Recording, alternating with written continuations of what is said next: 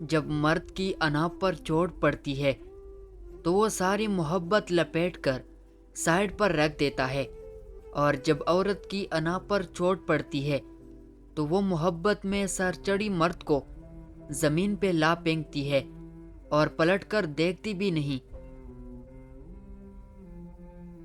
کچھ لوگوں کے لیے اپنی مصروف زندگی سے ٹائم نکالنا پڑتا ہے، اور کچھ لوگوں کو دل سے نکالنے کے لیے زندگی کو مصروف کرنا پڑتا ہے۔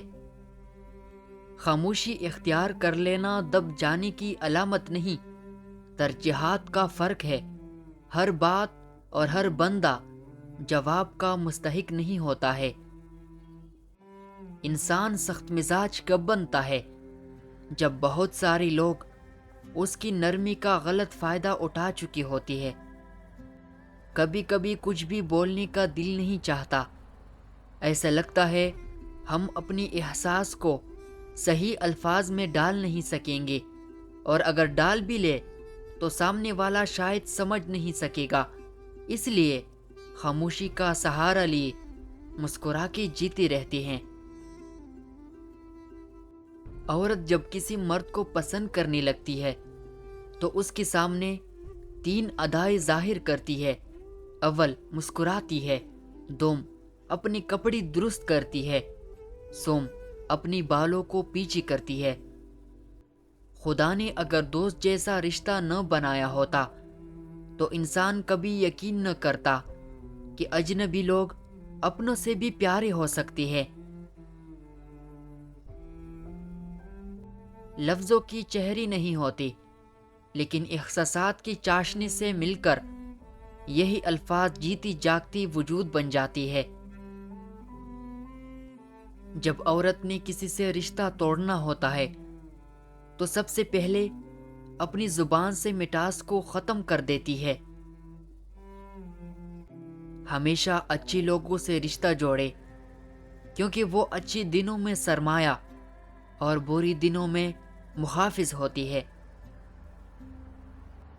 ہارنا تب ضروری ہوتا ہے جب لڑائی اپنوں سے ہو، اور جیتنا تب ضروری ہوتا ہے جب لڑائی اپنی آپ سے ہو۔ ہمیشہ اللہ سے ڈرتے رہنا، اور کبھی بھی کسی کی غربت، بے بسی اور بیماری کا مذاق مت اڑانا۔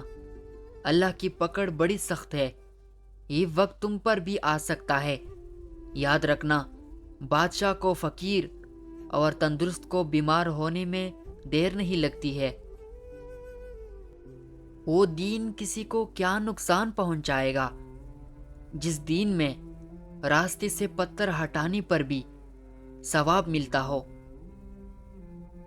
اللہ نے انسان کے ہاتھ میں صرف نیت اور کوشش دی ہے، کامیابی وہ خود دیتا ہے۔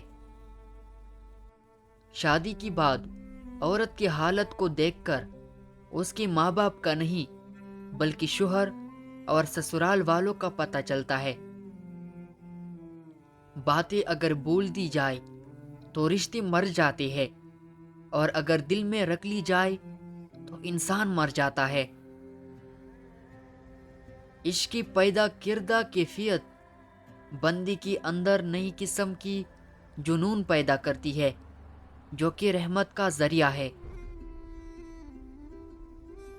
دانا کہتی ہے کہ عورت مرد کی ایک چیز پہ بہت جلدی فدا ہو جاتی ہے، اور وہ ہے مرد کا عورت کے لیے نرم اور احترام بھرا لہجہ۔